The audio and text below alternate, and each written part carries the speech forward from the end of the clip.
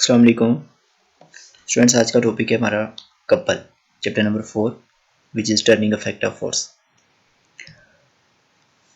Couple लगने वाली दो फोर्सेस या पेयर ऑफ फोर्सेस का दूसरा नाम है। आइए उसको अंडरस्टैंड करते हैं। दो फोर्सेस जिनका मैग्नीट्यूड एक जैसा हो, उनकी डायरेक्शन आपस में अपोजिट हो और वो फोर्सेस एक लाइन के अलोंग एक्ट ना करें।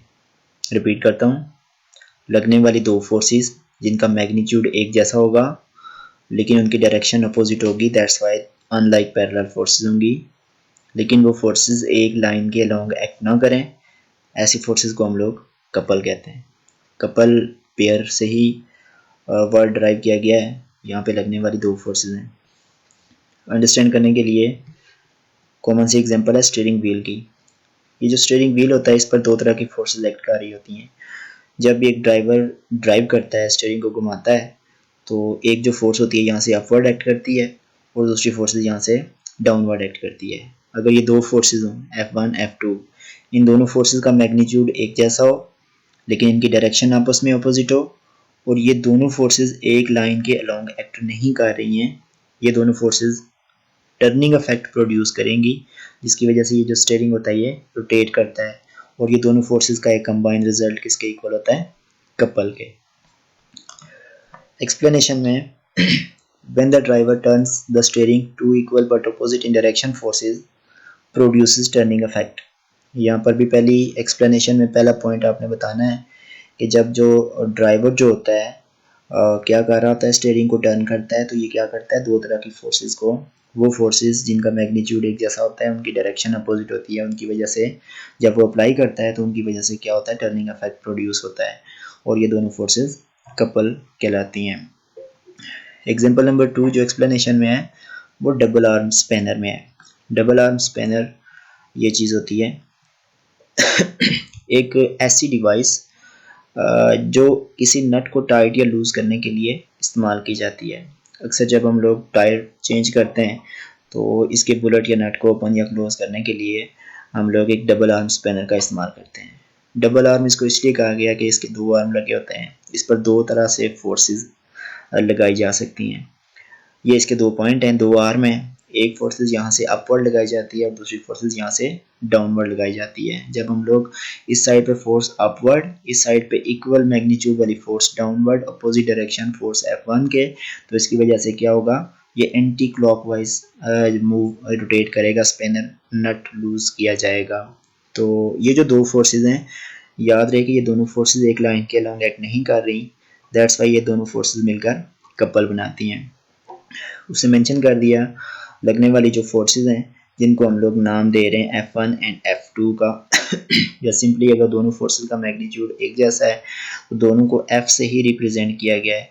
ये पॉइंट O है, दो फोर्सेस पॉइंट O पर एक्ट कर रही हैं। जो F फोर्स है जो अपवर्ड लग रही है, इसका मोमेंट आर्म OA के इक्वल है और जो दूसरी फोर्स F डाउनवर्ड एक्ट कर रही है उसका डिस्टेंस या मोमेंट आर्म OB के इक्वल है।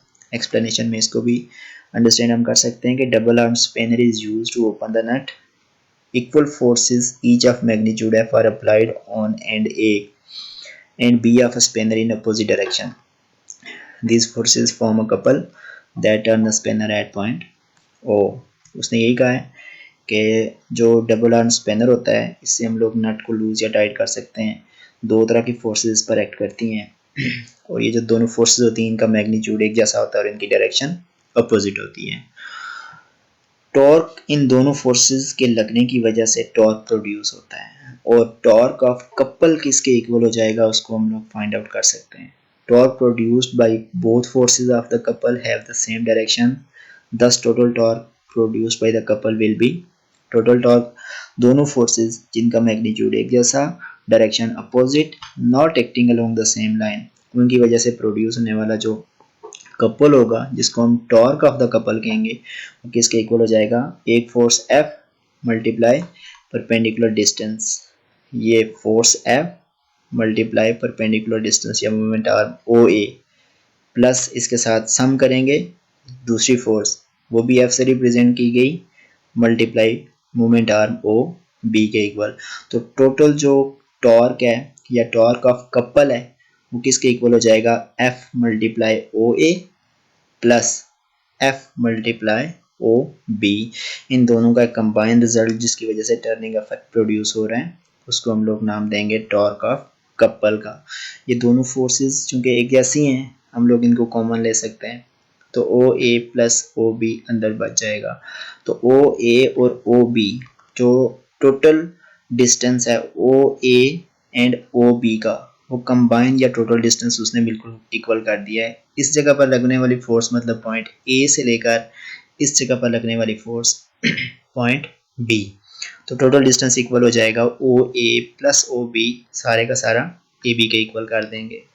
तो ये नेट रिजल्ट किसका आ गया, टॉर्क ऑफ द कपल का।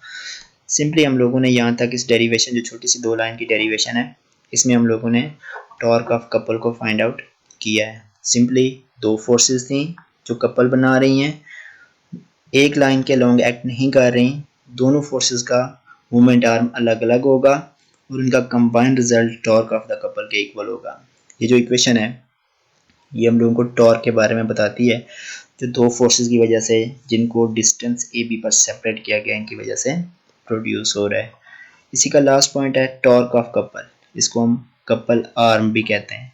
टॉर्क ऑफ कपल या कपल आर्म किसके इक्वल होता है, the torque of couple is given by the product of one of the two forces and the perpendicular distance between them. दोनों forces के product one of the two forces, मतलब यही उसने इसी derivation से ही इसको डिफाइन किया गया है कि टॉर्क ऑफ कपल किस तरह क्या चीज़ होती है, वो प्रोडक्ट होता है one of the two forces, दोनों फोर्सेस का और उनके दरमियान परपेंडिकुलर डिस्टेंस का। इसको हम लोग नाम देंगे टॉर्क ऑफ द कपल का। शॉर्ट से टॉपिक में आज हम लोगों ने कपल को डिस्कस किया, उसकी डेरिवेशन की, 2 एग्जांपल पढ़ी और टॉर्क ऑफ द कपल पढ़ा।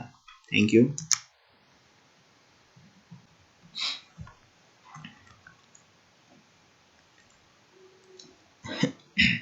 अस्सलाम वालेकुम स्टूडेंट्स, आज का टॉपिक है इक्विलिब्रियम।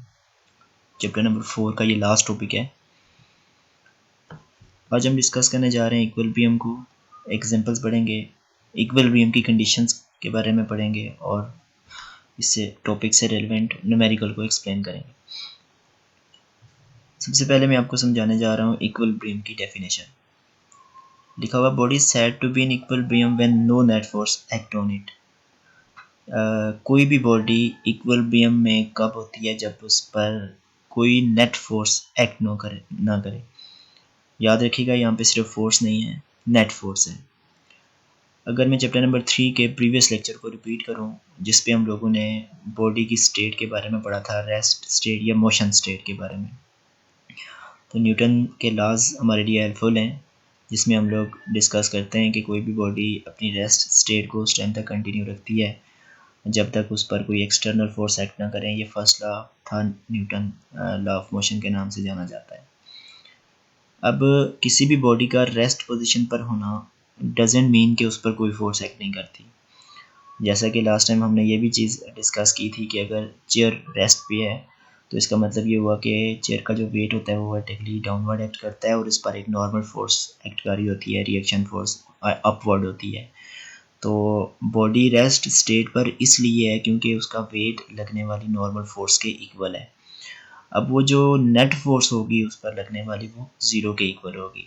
तो आज हम उसी कंडीशन को पढ़ने जा रहे हैं इक्विलिब्रियम की, कि कोई भी बॉडी इक्विलिब्रियम में कब होगी, जब उस पर कोई नेट फोर्स एक्ट ना करे। एग्जांपल्स हैं picture hanging on the wall, book lying on the table, car is moving with uniform speed, aeroplane flying in the air with uniform velocity. First 2 example में तो बॉडी रेस्ट पे है।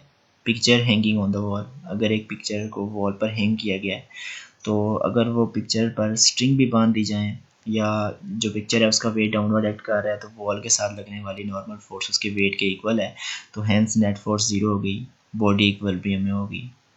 एक book जो table पे पड़ी हुई है, बुक का वेट वर्टिकली डाउनवर्ड एक्ट करेगा, टेबल की तरफ से नॉर्मल रिएक्शन फोर्स जो अपवर्ड लगाई जा रही है वो बुक के वेट के इक्वल है, तो दोनों फोर्सेस का कंबाइंड रिजल्ट क्या होगा, ज़ीरो के इक्वल हो जाएगा। तो हम लोग कहेंगे नेट फोर्स ज़ीरो के बराबर है। अब अगर एक बॉडी यूनिफॉर्म स्पीड में मूव कर रही है, जब कोई बॉडी यूनिफॉर्म स्पीड में स्ट्रेट लाइन में मूव करती है तो उस पर लगने वाली जो नेट फोर्स होती है वो ज़ीरो के इक्वल होती है। तो इस कंडीशन, इस स्टेट को भी हम लोग इक्विलिब्रियम स्टेट का नाम देंगे। Fourth example, aeroplane flying in the air with uniform velocity. अगर एरोप्लेन फ्लाई करता है यूनिफॉर्म वेलोसिटी के साथ तो उस पर भी जो नेट फोर्स होगी वो ज़ीरो के इक्वल होगी। इसको भी हम लोग इक्विलिब्रियम का नाम दे सकते हैं। आपकी बुक में एक एग्जांपल है, woods suspended by two similar forces. ये एक वुड है, इसका वेट डाउनवर्ड एक्ट कर रहा है, इसको दो फोर्सेस स्ट्रिंग के साथ बंधी हुई स्ट्रिंग के साथ इसको सस्पेंड किया गया है। अब ये जो पुल F1 एंड F2 दो फोर्सेस हैं, सिमिलर फोर्सेस हैं, मतलब मैग्नीट्यूड एक जैसा है। अब ये दोनों फोर्सेस और इस वुड का वेट कंबाइंड रिजल्ट ज़ीरो के इक्वल होगा। तो इस केस में भी ये बॉडी या वुड जो होगी वो रेस्ट पे होगी। यहाँ पे लिखा भी हुआ है, forces acting on the longer upward forces F1, F2 and its weight W in downward direction। F1 and F2 upward act कर रही हैं, वेट इसका डाउनवर्ड एक्ट कर रहा है, तो नेट फोर्स कंबाइंड रिजल्ट क्या होगा, इक्वल रहेगा, या नेट फोर्स ज़ीरो के इक्वल हो जाएगी। इसको भी हम कहेंगे no net force act on this condition. तो इस कंडीशन में भी ये बॉडी इक्विलिब्रियम में होगी। उसके बाद है कंडीशंस ऑफ इक्विलिब्रियम। इक्विलिब्रियम, कोई भी बॉडी जब इक्विलिब्रियम में होती है तो उस पर लगने वाली जो कंडीशन होती है दो तरह की होती हैं। आज हम फर्स्ट कंडीशन ऑफ इक्विलिब्रियम को डिस्कस करने जा रहे हैं। सबसे पहले इसकी स्टेटमेंट को अंडरस्टैंड करते हैं। Body is said to satisfy first condition of equilibrium if the resultant of all the forces acting on it is zero. ये स्टेटमेंट आपने याद रखनी है। इसका बेसिक पॉइंट फोर्सेस का है। अगर किसी बॉडी पर लगने वाली तमाम फोर्सेस का रिजल्टेंट ज़ीरो के इक्वल हो तो उस केस में फर्स्ट कंडीशन सेटिस्फाई होगी इक्विलिब्रियम की। तो इसकी मैथमेटिकल फॉर्म बन जाएगी सिग्मा या summation of F is equal to zero. ये जो साइन है ये सिग्मा के नाम से जाना जाता है। समेशन कंबाइन रिजल्ट या कंबाइन या सम होता है लगने वाली तमाम फोर्सेस का। रिपीट करता हूँ, फर्स्ट कंडीशन ऑफ इक्विलिब्रियम क्या चीज़ होती है कि अगर किसी बॉडी पर लगने वाली तमाम फोर्सेस का रिजल्टेंट ज़ीरो के इक्वल होगा, इस केस में हम लोग क्या कहेंगे, बॉडी पे फर्स्ट कंडीशन ऑफ इक्विलिब्रियम क्या हो रही है, सेटिस्फाई हो रही है। तो body satisfy first condition of equilibrium if the resultant of all the forces acting on it is zero. मतलब तमाम लगने वाली फोर्सेस का रिजल्टेंट ज़ीरो के इक्वल हो जाएगा। एग्जाम्पल देख लेते हैं, book lying on the table, picture hanging on the wall. अगर book lying on the table है तो बुक का वेट एक फोर्स F1 का नाम दे दिया और दूसरी जो नॉर्मल फोर्स है F2 अगर मैं उसको कह देता हूँ तो दोनों का रिजल्ट ज़ीरो के इक्वल आ जाएगा। तो फर्स्ट कंडीशन सेटिस्फाई हो जाएगी। Similarly picture hanging on the wall, paratrooper coming down with terminal velocity. जब एक पैराट्रूपर डाउनवर्ड मूव करता है एक टर्मिनल वेलोसिटी या कांस्टेंट वेलोसिटी के साथ, तो इस केस में भी लगने वाली तमाम फोर्सेस, चाहे वो ग्रेविटी है, उसका वेट है, नॉर्मल या रिएक्शन फोर्स है, वो सारे का सारा नेट रिजल्ट क्या होता है, ज़ीरो होता है। इस केस में भी बॉडी या paratrooper first condition of equilibrium को सेटिस्फाई कर रहा होता है। फर्स्ट कंडीशन ऑफ इक्विलिब्रियम को एक्सप्लेन करते हैं। Let n number of forces F1, F2, F3 किसी पॉइंट पर या किसी बॉडी पर एक्ट कर रही हैं। हमने सपोज किए हैं कुछ नंबर ऑफ फोर्सेस हैं वो एक बॉडी पर एक्ट कर रही हैं। इस तरह से एक्ट कर रही हैं कि अगर हम लोग इनका एक सम फाइंड आउट करें तो F1 plus F2 plus F3 up to so on F1 is equal to zero. ये स्टेटमेंट बन जाएगी फर्स्ट कंडीशन ऑफ इक्विलिब्रियम को सेटिस्फाई करते हुए कि ये सारी की सारी फोर्सेस का सम ज़ीरो के इक्वल होगा। इन सारी फोर्सेस जो आपस में सम अप हो रही हैं, नंबर ऑफ फोर्सेस हैं, उनका एक कंबाइंड रिजल्ट इस साइन से इंडिकेट किया जाता है। इसको हम लोग नाम देते हैं सम ऑफ एफ या sigma F is equal to zero. इसको समीशन पढ़ा जाता है नंबर ऑफ फोर्सेस के नेट रिजल्ट को या सम को इंडिकेट किया जाता है। अगर ये statement F1, F2, F3 up to so on Fn है, Fn n number of force हो सकती है, इन सारे को कंबाइन करके हम लोग सम ऑफ एफ लिख सकते हैं। तो ये स्टेटमेंट बन जाएगी फर्स्ट कंडीशन ऑफ इक्विलिब्रियम को, sum of F is equal to zero. इसी स्टेटमेंट से डेफिनेशन बनाई जाती है या स्टेटमेंट बनाई जाती है कंडीशन की। दूसरा पॉइंट है first condition of equilibrium in term of X and Y component. अगर किसी बॉडी पर लगने वाली फोर्सेस सारी की सारी या n number of forces along X axis act कर रही हैं तो उनका नेट रिजल्ट फिर इस स्टेटमेंट में आ जाएगा। 1x F of 2x plus F of 3x up to so on. तो उस केस में फर्स्ट कंडीशन ऑफ इक्विलिब्रियम बन जाएगी समेशन एफ ऑफ x, क्योंकि लगने वाली फोर्सेस अलोंग x एक्सिस है, ठीक है। दूसरी चीज़ है इन term of y component of forces. First condition of equilibrium, अगर एक बॉडी इक्विलिब्रियम पे है और वो फर्स्ट कंडीशन को सेटिस्फाई कर रही है और उस पर लगने वाली सारी की सारी फोर्सेस अलोंग y एक्सिस हैं और उनका नेट रिजल्ट जीरो के इक्वल है, तो उस केस में फर्स्ट कंडीशन ऑफ इक्विलिब्रियम की स्टेटमेंट हो जाएगी F of 1y plus F of 2y plus F of 3y up to so on and F of ny। तो इसको हम लोग कंबाइंड रिजल्ट में लिख लेंगे summation F of y is equal to 0। तो फर्स्ट कंडीशन ऑफ इक्विलिब्रियम के चार बेसिक पॉइंट हैं, स्टेटमेंट, उसकी मैथमेटिकल फॉर्म, एग्जांपल्स और एक्सप्लेनेशन। एक्सप्लेनेशन में पहले हमने इसकी स्टेटमेंट या इक्वेशन को ही बनाना है। Summation F is equal to 0, मतलब नेट रिजल्ट ऑफ फोर्सेस 0 के इक्वल है, और दूसरे पॉइंट में हम लोगों ने along x and y axis को डिफरेंशिएट कर देना है। This is all about first condition of equilibrium.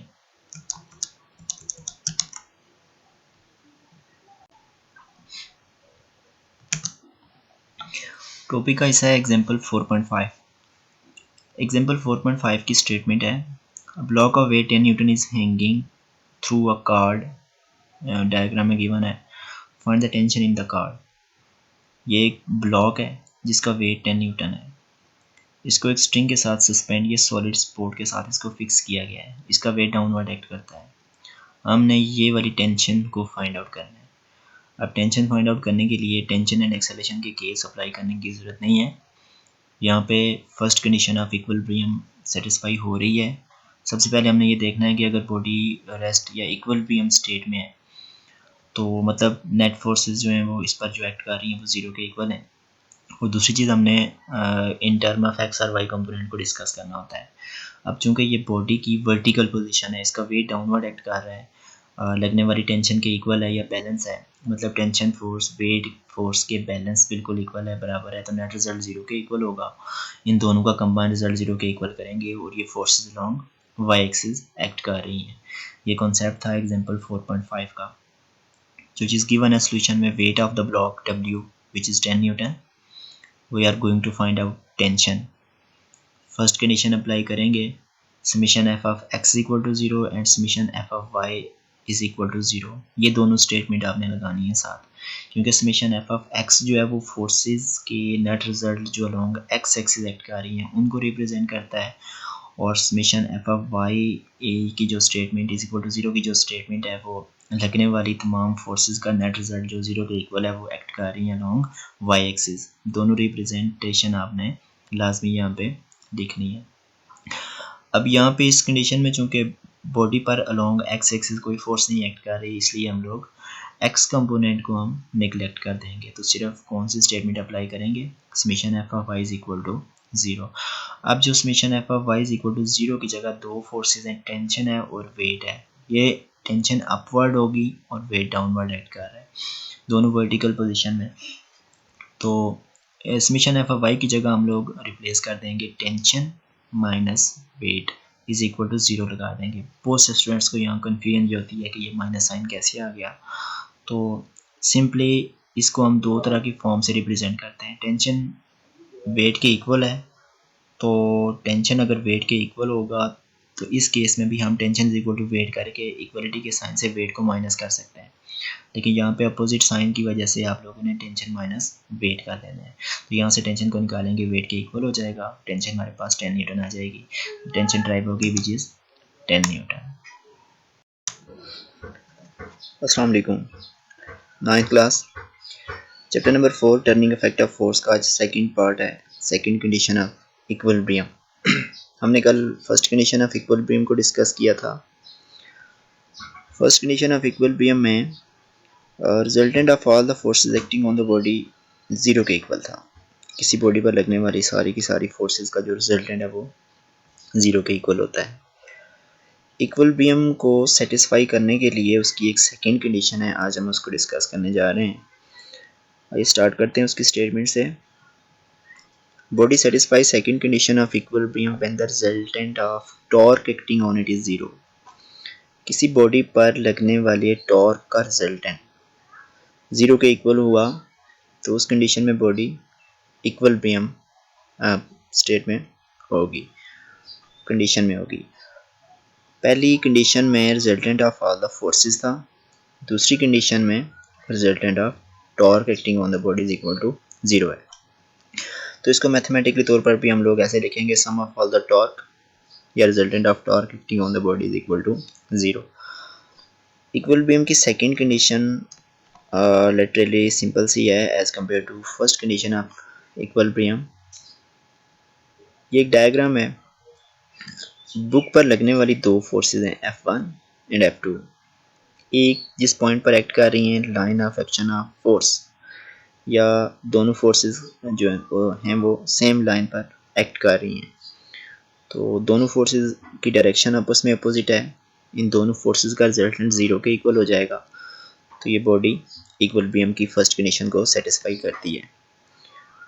कहता है कि इसी लगने वाली इन्हीं दो फोर्सेस को F1 एंड F2 को अगर हम लोग उनकी पोजीशन को शिफ्ट कर दें, जैसा कि यहाँ ये डायग्राम भी में है, F1 को उठा के इस पॉइंट से उसने टॉप पोजीशन पर ले आया, अब F2 को बॉटम पोजीशन पे हम ले आएंगे। अब क्या होगा, जब हम लोग line of action of force change करेंगे तो इस केस में फर्स्ट कंडीशन तो स्टिल सेटिस्फाई रहेगी, लेकिन बॉडी में एक टेंडेंसी होती है, टेंडेंसी प्रोड्यूस होगी जिसको हम टॉर्क का नाम देंगे। डेफिनेटली ये फोर्स यहाँ से ऑनवर्ड एक्ट करेगी, ये फोर्स यहाँ से लेफ्टवर्ड एक्ट करेगी, तो बॉडी रोटेट करने की कोशिश करेगी। It means tendency to rotate, यहाँ पर एक टेंडेंसी प्रोड्यूस होगी बॉडी में रोटेशन की।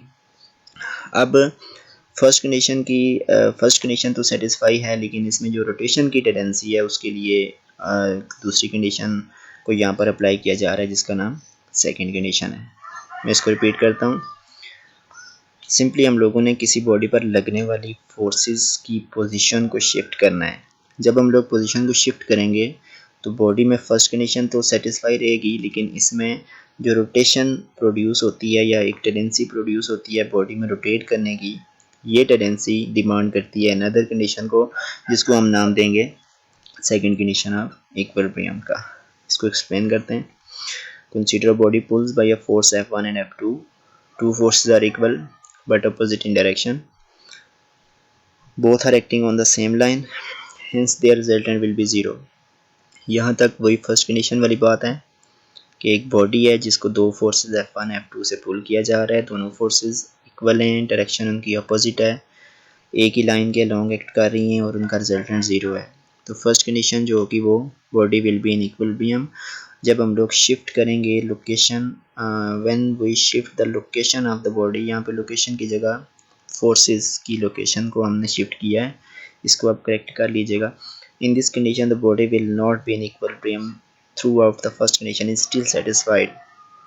जब अगरचे इस केस में जब हमने फोर्स की पोजीशन को शिफ्ट किया, जैसा कि ये डायग्राम है, इस केस में बॉडी की फर्स्ट कंडीशन तो सेटिस्फाई है लेकिन बॉडी इक्विलिब्रियम में नहीं रहेगी। तो इसके लिए जो आपके पास एक टेंडेंसी प्रोड्यूस होती है रोटेट करने की, ये एक दूसरी सिचुएशन को डिमांड कर रही है जिसका नाम सेकंड कंडीशन ऑफ इक्विलिब्रियम है, और इसको हम लोग कहेंगे कि जिसमें टॉर्क प्रोड्यूस हो रहा है रोटेशन की वजह से, और ये जो टॉर्क है इसका रिजल्टेंट 0 के बराबर है।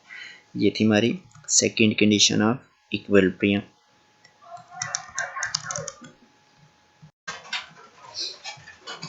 एग्जाम्पल 4.6 है, uniform rod of length 1.5 metre is placed over a wedge at 0.5 metre from its one end. ये एक यूनिफॉर्म रॉड है, वेज के ऊपर प्लेस किया गया है, ये वेज है, ठीक है। टोटल डिस्टेंस इसका 1.5 मीटर है। At 0.5 metre from its one end, एक साइड से इसका ये जो मोमेंट आर्म है ये 0.5 मीटर है। Force of 100 newton is applied at one end near the wedge to keep it horizontal. यहाँ पर लगने वाली फोर्स 100 न्यूटन है F। इसको वेज के ऊपर हॉरिजॉन्टल रखने के लिए फोर्स अप्लाई की जा रही है, तो ये लगने वाली फोर्स और ये perpendicular distance OA। Find the wait of the rod. एक तो हमने इस रॉड का वेट फाइंड आउट करना है। Last time centre of gravity of rod में हमने कहा था कि जो यूनिफॉर्म रॉड होता है अलॉन्ग लेंथ, इसका जो वेट होता है ये इसकी मिड पोजीशन पर होता है। इस यहाँ पर होगा। और दूसरी चीज़ हमने फाइंड आउट करनी है and the reaction force and the reaction of the ways. इस वेज का रिएक्शन, ये वेज है, इसका रिएक्शन अपवर्ड एक्ट करेगा। ये डाटा था, रिपीट करता हूँ। एक यूनिफॉर्म रॉड है जिसकी टोटल लेंथ 1.5 मीटर है, इसको एक वेज के ऊपर प्लेस किया गया है, ठीक हो गया। एक साइड पे मोमेंट आर्म 0.5 मीटर है, यहाँ पे फोर्स लगाएंगे तो ये बैलेंस होगा, क्योंकि वेज की पोजीशन मिड पॉइंट पे नहीं है, वन साइड है। तो एक डिस्टेंस 1.5 में से 0.5 को निकाल दें तो रिमेनिंग ये वाला मोमेंट आर्म बन जाएगा पॉइंट बी तक। तो यहाँ पे नाम देते हैं इसके ओ, ए एंड बी के।